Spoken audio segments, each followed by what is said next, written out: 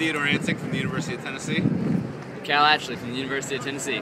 I'm J.D. Wilson from the University of Tennessee. I'm going to tell you a little bit about our car. This is the Bug BEV, battery electric vehicle. We developed it for the people in Knoxville. We found most of the people in Knoxville drive by themselves in a commute that's less than 15 miles. So we developed a car that's got a 15-mile range. It's technically classified as a motorcycle, so you do need a motorcycle license and a helmet to drive it in most states. But it's got all the comforts you would normally have in any car. You've got a horn, signals, headlights. The steering and the throttle is all like a motorcycle. So throttle, front brake, rear brake. It's battery powered. We've got a 12 battery array under the seat. They're all tied in series, which runs from our battery to our motor controller to our motor. Top speed is 45 miles an hour, and our range is 30 miles. We test drove the car for 2 weeks. We did approximately 30 miles each day. We're trying to simulate a commute for a daily driver who would go to work with less than 15-mile commute to work.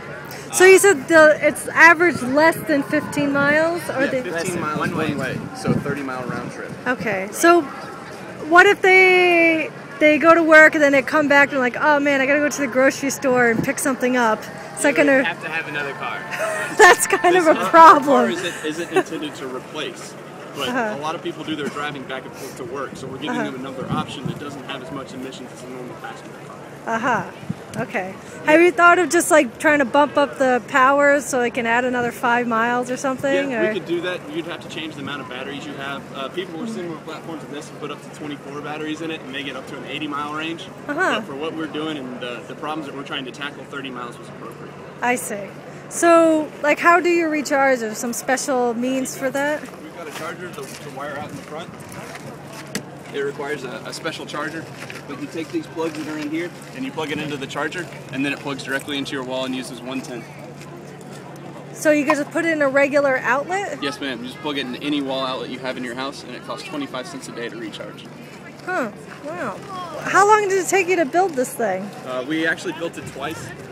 We did a test phase where we just built it up pretty vanilla, no modifications or anything like that. It took us about a month to build it for the first time. We put it through its paces, did plenty of testing on it, and then after we were done, we tore it all apart, we got it painted, cleaned everything up, and put it back together in about a week and a half. How did you decide to design it like this? Our faculty advisor rides his bike every day to campus, so he wanted to come up with a design that if he drove it to campus, he wouldn't get wet if it started to rain. We researched different bodies like that, and we came up with this one that would be the most cost-effective and closest to what we wanted to do. Are you looking into ways of somehow connecting this to like solar power or anything like that? We've thought about putting solar powers on it. The problem is if you add anything more to it, you'll increase the weight of it.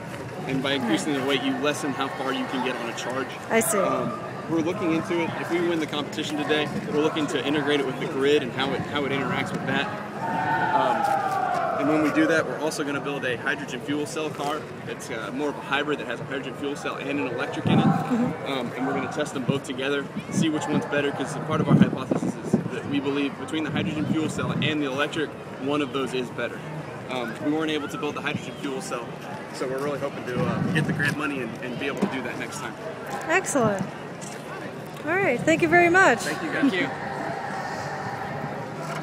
Why don't you come around the front and I'll put this down so they can drive it. Okay.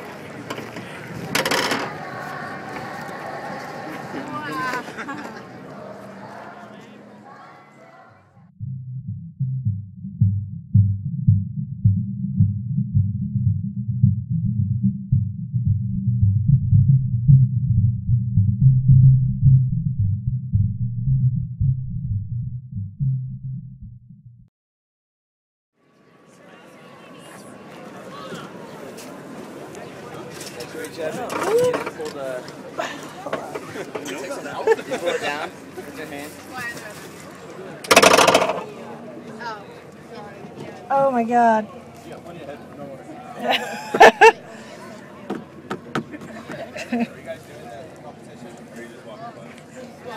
Slip right up.